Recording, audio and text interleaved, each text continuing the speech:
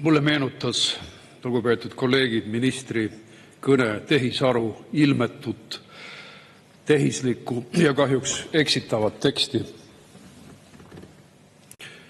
Mida me võime rääkida 2035. aasta suure strateegia kohta? Üks asi on see, mis ta peaks olema, ja teine asi on see, mis on tegelikkus. Ja Eestis eristub tegelikkus kohati juba sama palju kirja pandud materjalidest, kui see oli Nõukogude korra ajal ja režiimi ajal.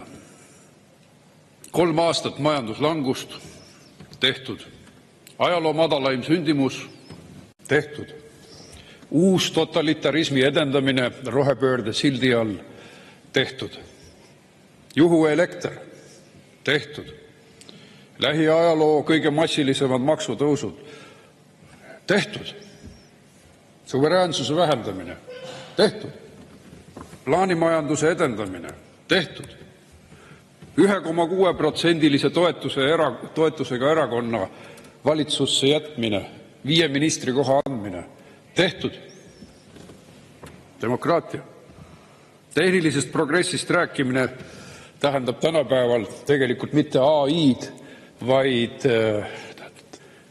1000 Tallinna teletorni kõrguse monstrumi püstitamist looduskaunitesse kohtadesse. Rohepööre tehtud. Välispoliitika, teiste riikide siseasjadesse sekkumine, võtmeliitlase räige sõimamine tehtud. Härra Randpere, teie rääkisite ju sellest, et mingid inimesed tahtsid elektrit välja lülitada. No teie lülitate elektri välja. Teie teete juhuelektrit. Teie lammutate energiasüsteemi. Peaaegu tehtud. Põlevkivitööstusele on vaja veel mõni hoop anda.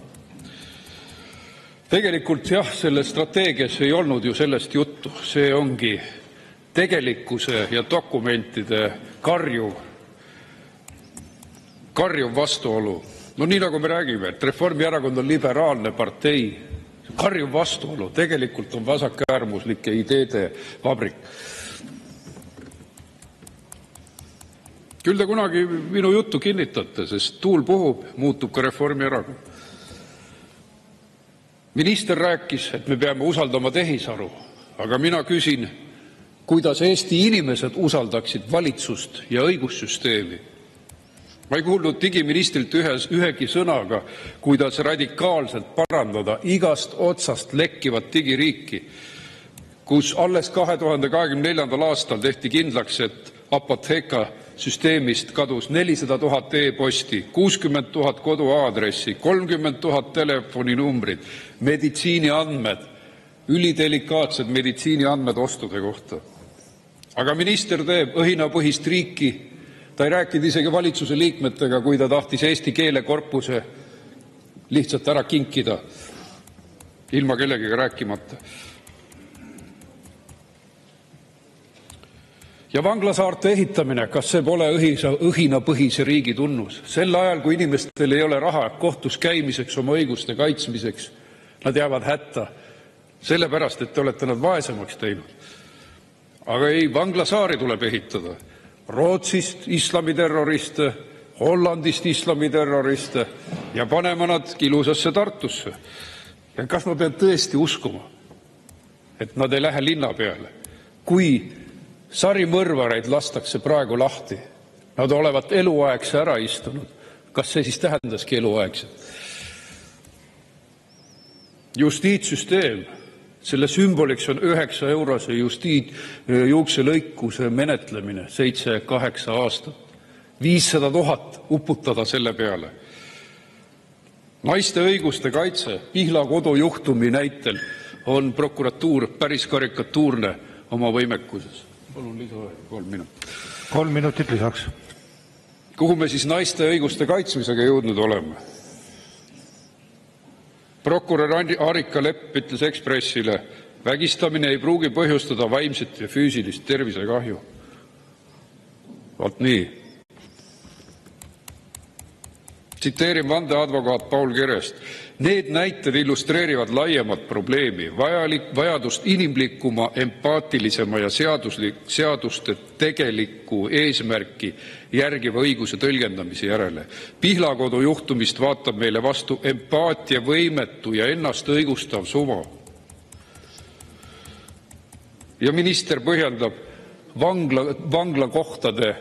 vanglakohtadega äritsemist, et see tõstab meie julgeoleku taset NATO riikidega suheldes. Vabandage, aga seda ei suudaks Orwell ka välja mõelda, et terrorismi kurjategijate siia toomine, see ei ole mingi sulni seine murul. See on selge julgeolekuoht Eestiga, millele te tegelete. Eestist ei pea saama mingisugune moslemi terroristide ja kurjategijate vanglasaar, mingi Euroopa Guantanamo. Millega te peaksite tegelema, on inimeste parem ligipääs õigussüsteemile, tõepoolest. Te peaksite kaitsma paremini meie andmeid. Aga tuletame siis korraks ka veel meelde, kui õiglane ja erapooletu on meie riik, õigussüsteem ja prokuratuur. Kui oli vaja valitsus maha joosta, mida tehti Marti Kuusikuga? Üks päev sai ta minister olla. Prokuratuuri töötaja kaebuse peale korraldati riikliku tähtsusega operatsioon, milles osales PPA peadirektor Elmar Vaheri kindla käega juhitud suuroperatsioonis, kus osales vähemalt 50 politseinikku, kes Marti Kuusiku lapsepõlve sõpradelt ülestunnistusi jahtisid. Aga ei olnud probleemi naiste kaitsmise sildi all valitsuse mahajooksmiseks ruineerida inimese maine, ruineerida teda rahaliselt, ruineerida tervislikult.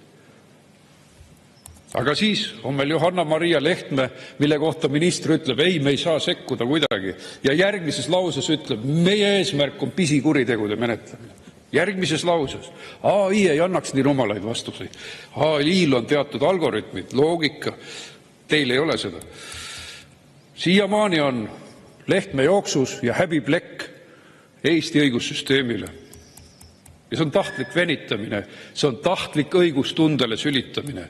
Ja sellepärast ongi teie toetus 1,6%, sest inimesed ei usalda teid enam. Ka seetõttu, et selliseid asju ei menetleta, ka seetõttu, et minister Tsahkna on alati Lehtmet kaitsnud. Sellepärast ongi nii kergelt hajub maine ja väärikus. Aitäh! Aitäh!